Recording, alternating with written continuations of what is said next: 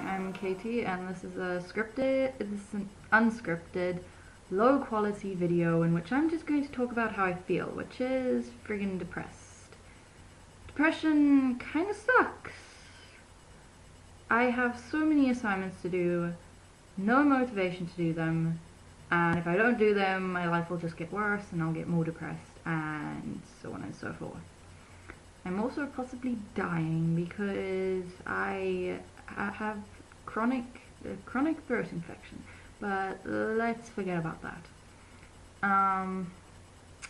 Yeah. Basically, I have a heap of assignments to do and I don't want to do them, and it's midnight right now and I don't want to sleep, so I'm just sitting around watching YouTube videos. And I might go on doing that all night, I don't know. I should be sleeping, but I don't care. My antidepressants don't seem to be working anymore.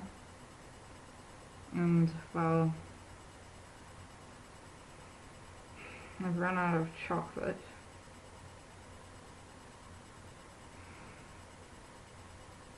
I know, I sound like a total bitch, but you don't understand how it feels.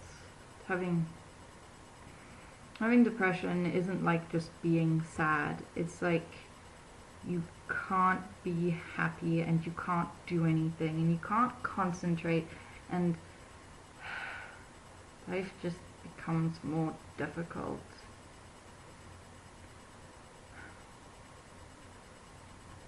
So I've been suffering from depression for a long time. The first time I noticed it, I was 14 years old. I'm 19 now.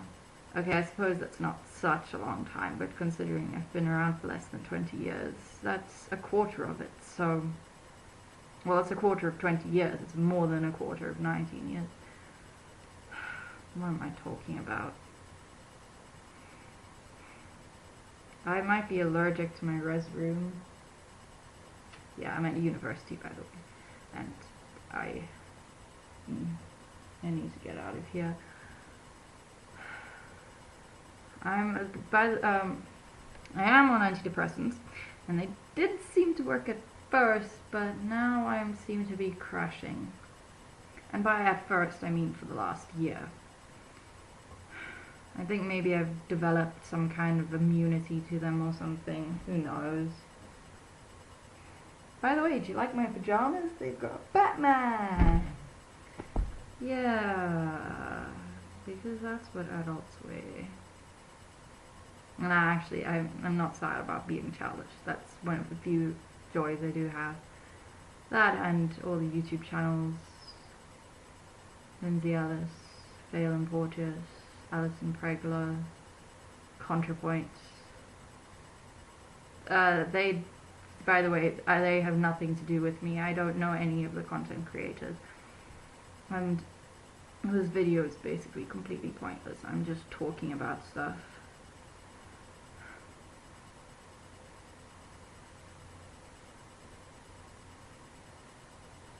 And yeah.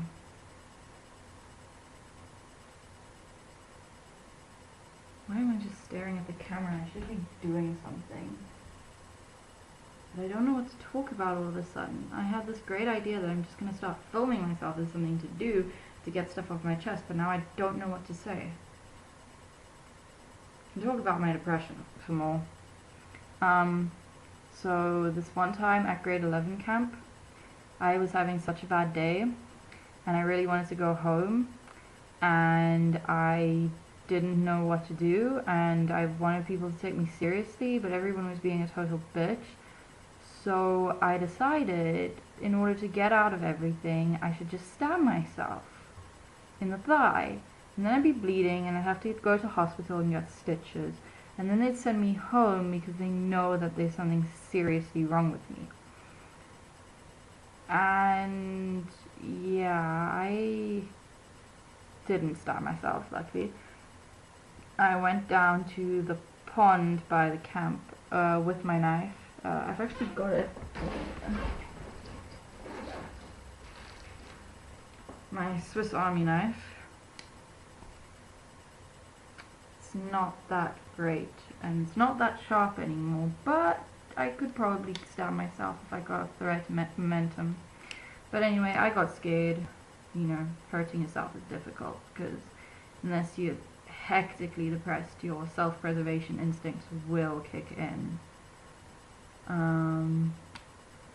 Yeah, I'm just playing with the knife right now, sorry. Should I do it on screen? Will that make it less annoying? No, it won't.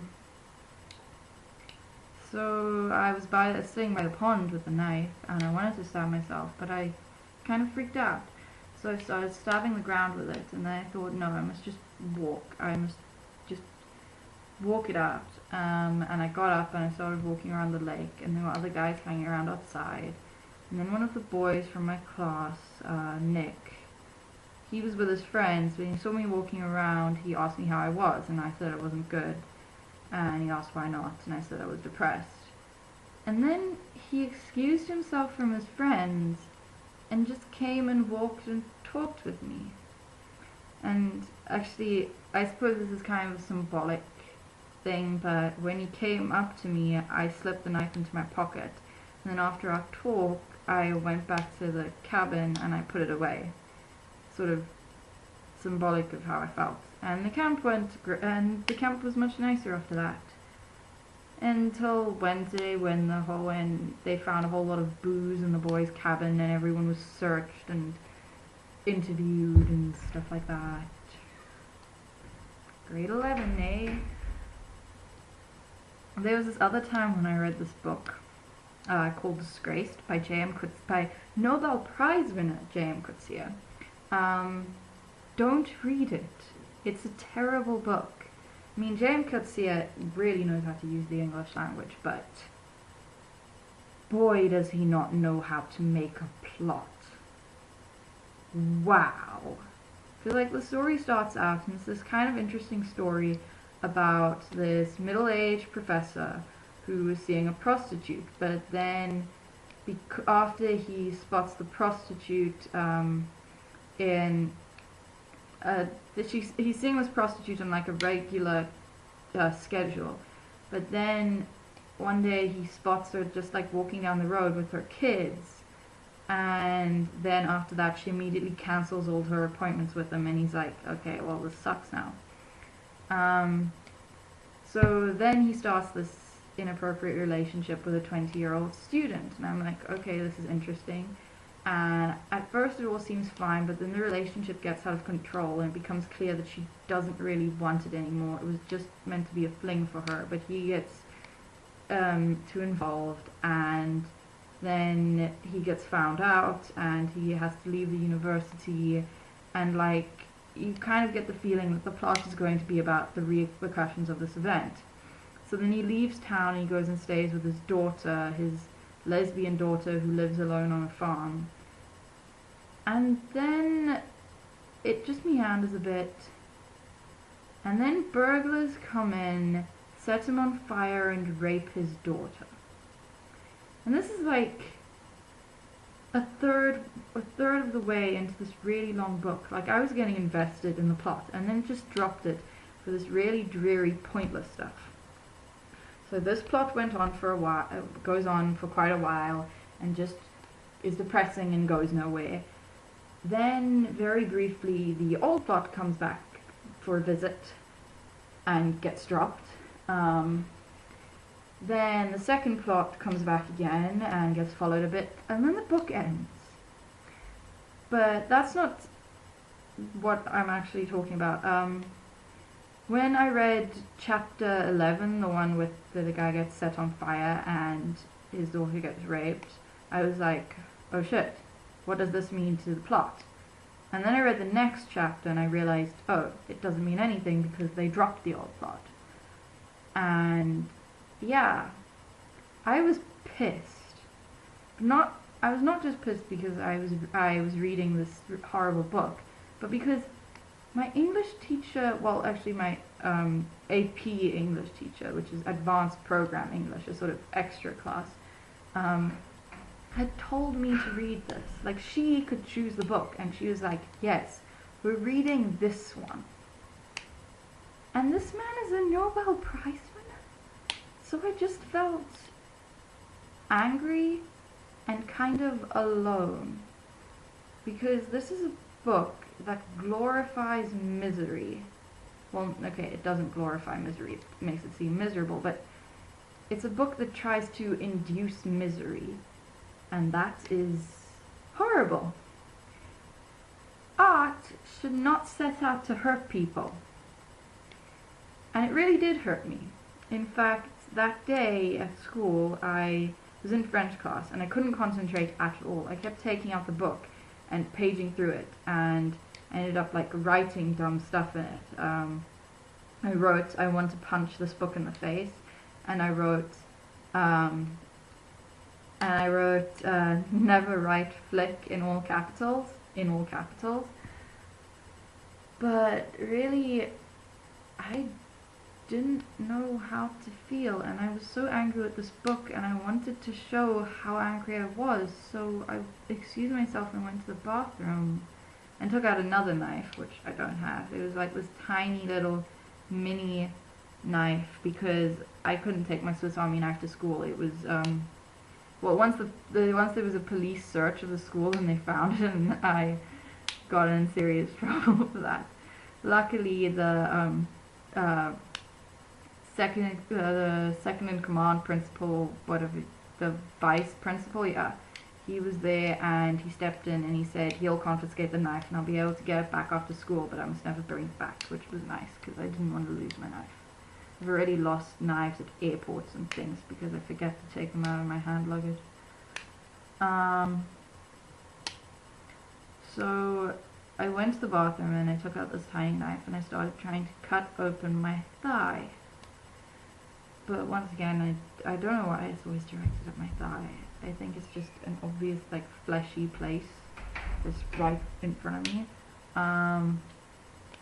So I tried to cut my thigh, but I lost my nerve when it started to hurt. So I didn't actually start to bleed. But this was a big deal. And I told everyone about it. And I told them never to read Disgrace. And I actually went through and read the whole book to see if it was going anywhere. Because I knew it wasn't going anywhere, but I wanted to prove it. So I read the whole book.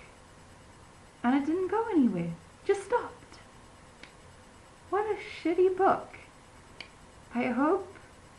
the funny thing is, this is about like the misery of living in modern day South Africa. J.M. Coetzee, the writer, doesn't even live in South Africa anymore. He left years ago and still has the audacity to write about how horrible it is here. As if he'd know. As if he knows a thing about South African life.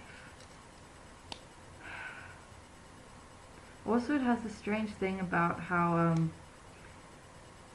black people rob, murder, and rape white people because of hatred of the because of hatred and revenge for the past. But I'm like, they do the exact same thing to black people. It's not about race anger. It's just about being psychopaths, or just, you know, not understanding how other people feel. I suppose that is kind of like being a psychopath.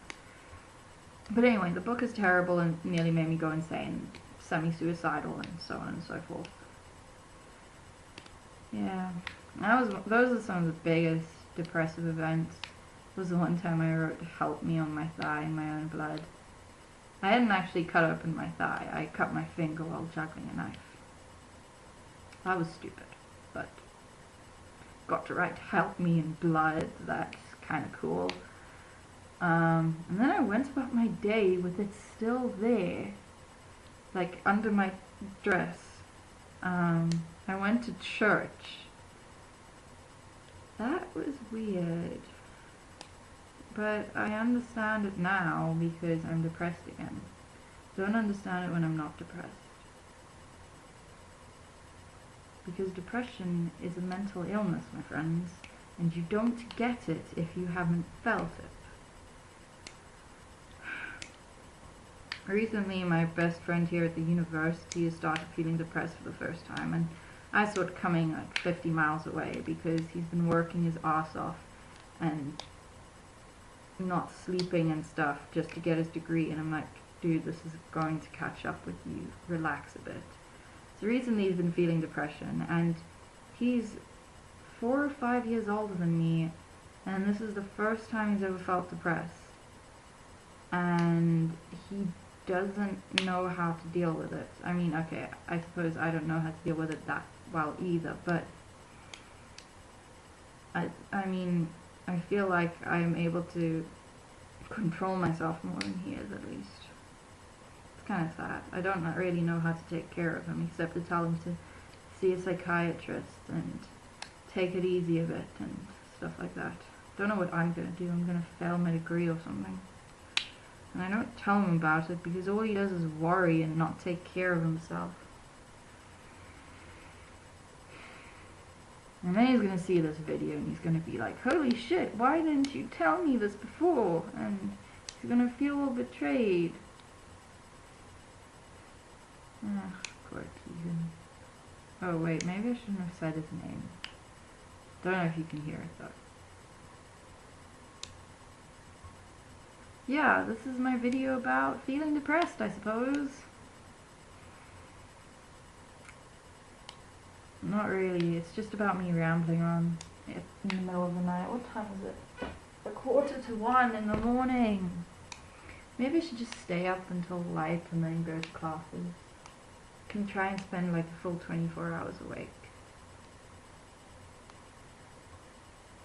In fact, it will end up being more than 24 hours because we've got a because my last class thing is it only ends at 5 to 4, and then I've got to do assignments. I'm probably actually going to fall asleep tonight, but who knows? It doesn't help them watching friggin' top 5s. I mean, the content there is so good, but it stops me from sleeping and it makes me scared of the thing under the bed. Top 5 is this YouTube channel where he has like lists of creepy things. Hundreds of them. And they're all really intriguing and terrifying. Like even the one just about strange sounds recorded underwater freaked me out so much I couldn't sleep properly. But it might have something to do with the ambient music. Maybe it just is the frequency that is just right to trigger my brain into paranoia. Who knows? Maybe it doesn't make other people feel like this. I really don't know. But now I'm just going off topic, I suppose. But yeah. So I'm depressed, tired, sick, slightly paranoid. I've gotten my mind off it a bit.